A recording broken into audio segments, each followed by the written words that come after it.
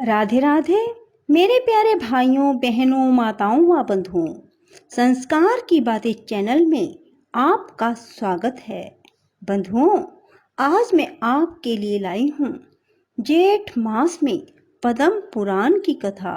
बंधुओं, जेठ मास में पद्म पुराण की कथा सुनने मात्र से भगवान विष्णु की कृपा सदा के लिए आप पर बनी रहेगी। बंधुओं, यदि आप जेठ मास में भगवान श्री विष्णु का प्रिय पद्म पुराण सुनते हैं तो भगवान विष्णु आपके लिए धन के भंडार खोल देंगे। बंधुओं, यदि आपने हमारे चैनल को अब तक सब्सक्राइब नहीं किया तो जरूर करें और बेल आइकन दबाना ना भूलें ताकि आपको हमारी आने वाली सभी वीडियोस की जानकारी सबसे पहले हो सके। बोलो विष्णु भगवान की जय। बंधुओं, जब भी कथा को सुने पूरी सुने और कमेंट बॉक्स में जय विष्णु भगवान जय माँ लक्ष्मी जरूर लिखें। कृतिका में गिरवा की, रोहिणी में ओठों की, मृग शिरा में जिह्वा की और आद्रा में हरे नमः से सूर्य देव के दांतों की अर्चना करें। पुनर्वसु में सवित्रे नमः से शंकर जी की नासिका का, पुष्य में अम्भोरुह वल्लभाय नमः से ललाट का तथा वेद शरीर धारिणे नमः से बालों का, आश्लेषा में विबुध प्रियाय नमः से मस्तक का, मघा में दोनों कानों का, पूर्वा फागुनी में गो ब्राह्मण नंदनाय नमः से शंभु के संपूर्ण अंगों का, उत्तर फागुनी नक्षत्र में विश्वेश्वराय नमः से उनकी दोनों भौहों का पूजन करें। पाश, अंकुश, कमल, त्रिशूल, कपाल, सर्प, चंद्रमा तथा धनुष धारण करने वाले श्री महादेव जी को नमस्कार है। गयासुर, कामदेव, त्रिपुर और अंधकासुर आदि के विनाश के मूल कारण भगवान श्री शिव को प्रणाम है। इत्यादि वाक्यों का उच्चारण करके प्रत्येक अंग की पूजा करने के पश्चात विश्वेश्वराय नमः से भगवान के मस्तक का पूजन करना चाहिए। तदंतर अन्न भोजन करना उचित है। भोजन में तेल और खारे नमक का संपर्क नहीं रहना चाहिए। मांस और उच्छिष्ट अन्न का तो कदापि सेवन न करें। राजन, इस प्रकार रात्रि में शुद्ध भोजन करके पुनर्वसु नक्षत्र में दान करना चाहिए। किसी बर्तन में एक सेर अगहनी का चावल, गूलर की लकड़ी का पात्र तथा घृत रखकर स्वर्ण के साथ उसे ब्राह्मण को दान करें। 7वें दिन के पारण में दिनों की अपेक्षा एक जोड़ा वस्त्र अधिक दान करना चाहिए। 14वें दिन के पारण में गुड़, खीर और घृत आदि के द्वारा ब्राह्मण को भक्ति पूर्वक भोजन कराएं। तदंतर कर्णिका सहित सोने का अष्टदल कमल बनवावें जो 8 अंगुल का हो तथा जिसमें पद्म रागमणि की पत्तियां अंकित की गई हों।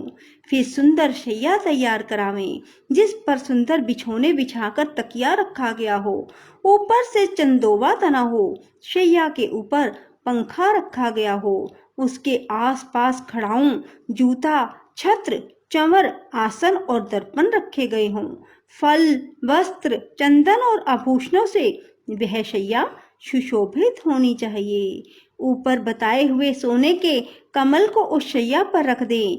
इसके बाद मंत्र उच्चारण पूर्वक दूध देने वाली अत्यंत सीधी कपिला गौ का दान करें। वह गौ उत्तम गुणों से संपन्न, वस्त्र आभूषणों से सुशोभित और बछड़े सहित होनी चाहिए।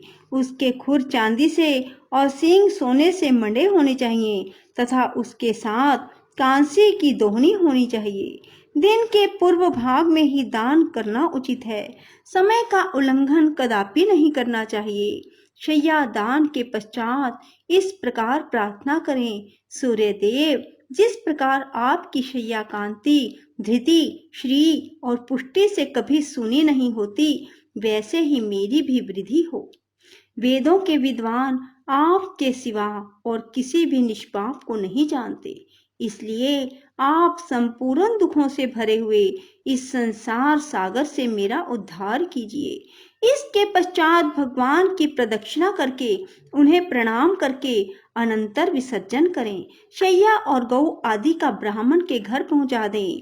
भगवान शंकर के इस व्रत की चर्चा दुराचारी और दंभी पुरुष के सामने नहीं करनी चाहिए। जो गो, ब्राह्मण, देवता, अतिथि और धार्मिक पुरुषों की विशेष रूप से निंदा करता है, उसके सामने भी इसको प्रकट ना करें। भगवान के भगत और जितेंद्रिय पुरुष के समक्ष ही यह आनंददायी और कल्याण में गूढ़ रहस्य प्रकाशित करने के योग्य है। वेद वेता पुरुषों का कहना है कि यह व्रत महापातकी मनुष्यों के भी पापों का नाश कर देता है। जो पुरुष इस व्रत का अनुष्ठान करता है उसका बंधु, पुत्र, धन और स्त्री से कभी वियोग नहीं होता तथा वह देवताओं का आनंद बढ़ाने वाला माना जाता है। इस प्रकार जो नारी भक्ति पूर्वक इस व्रत का पालन करती है उसे कभी रोग, दुख और मोह का शिकार नहीं होना पड़ता। प्राचीन काल में महर्षि वशिष्ठ, अर्जुन, कुबेर और इंद्र ने इस व्रत का आचरण किया था। इस व्रत के कीर्तन मात्र से सारे पाप नष्ट हो जाते हैं, इसमें तनिक भी संदेह नहीं है। जो पुरुष इस आदित्य शयन नामक व्रत के महात्म और विधि का पाठ या श्रवण करता है वह इंद्र का प्रियतम होता है। जो इस व्रत का अनुष्ठान करता है वह नरक में भी पड़े हुए समस्त पितरों को स्वर्ग लोक में पहुंचा देता है। भीष्म जी ने कहा, मुने अब आप चंद्रमा के व्रत का वर्णन कीजिए। पुलस्त्य जी बोले, राजन तुमने बड़ी उत्तम बात पूछी है। अब मैं तुम्हें वह गोपनीय व्रत बतलाता हूँ जो अक्षय स्वर्ग की प्राप्ति कराने वाला तथा जो पुण्यवेता विद्वान जो अक्षय स्वर्ग की प्राप्ति करवाने वाला है तथा जिसे पुण्यवेता विद्वान ही जानते हैं। इस श्लोक में रोहिणी चंद्र शयन नामक व्रत बड़ा ही उत्तम है। इसमें चंद्रमा के नामों द्वारा भगवान नारायण की प्रतिमा का पूजन करना चाहिए। जब कभी सोमवार के दिन पूर्णिमा तिथि हो अथवा पूर्णिमा को रोहिणी नक्षत्र हो उस दिन मनुष्य सवेरे पंचगव्य और सरसों के दानों से युक्त जल से स्नान करें। विद्वान पुरुष आप्यायस्व इत्यादि मंत्र को 800 बार जपे। यदि शूद्र भी इस व्रत को करे तो अत्यंत भक्ति पूर्वक सोमाये नमः, वरदाये नमः, विष्णवे नमः इन मंत्रों का जप करे और पाखंडियों से, विधर्मियों से बातचीत ना करे। जप करने के पश्चात घर आकर फल फूल के द्वारा भगवान श्री मधुसूदन की पूजा करे। साथ ही चंद्रमा के नामों का उच्चारण करता रहे।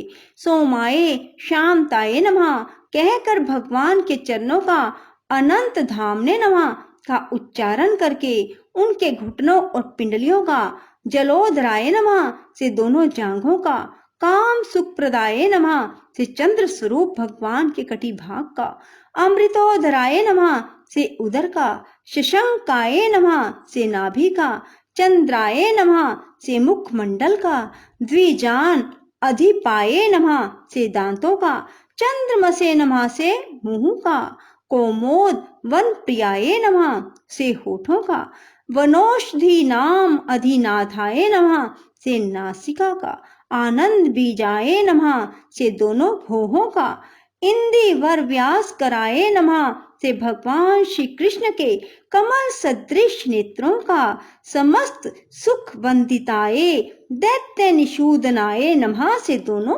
कानों का, उदधि प्रियाय नमः से चंद्रमा के ललाट का, सुष्मना अधिपतये नमः से केशों का, शशंकाय नमः से मस्तक का और विश्वेश्वराय नमः से भगवान मुरारी के किरीट का पूजन करें।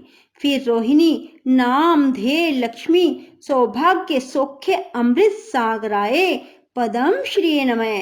रोहिणी नाम धारण करने वाली लक्ष्मी के सौभाग्य और सुखरूप अमृत के समुद्र तथा कमल की सी कांति वाले भगवान को नमस्कार है। इस मंत्र का उच्चारण करके भगवान के सामने मस्तक झुकाएं। तत्पश्चात सुगंधित पुष्प, नैवेद्य और धूप आदि के द्वारा इंदु पत्नी रोहिणी देवी का पूजन करें। इसके बाद रात्रि के समय भूमि पर शयन करें और सवेरे उठकर स्नान के बाद पाप विनाशाय नमः का उच्चारण करके ब्राह्मण को घृत स्वर्ण सहित जल से भरा कलश दान करें। फिर दिन भर उपवास करने के बाद गोमूत्र पीकर मांस वर्जित एवं खारे नमक से रहित अन्न के 31 ग्रास घी के साथ भोजन करें। तदंतर 2 घड़ी तक इतिहास पुराण आदि का श्रवण करें।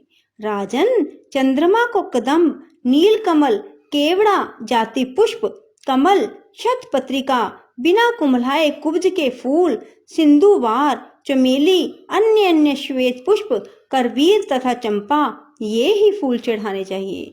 उपयुक्त फूलों की जातियों में से एक एक को श्रावण आदि महीनों में क्रमशः अर्पण करें।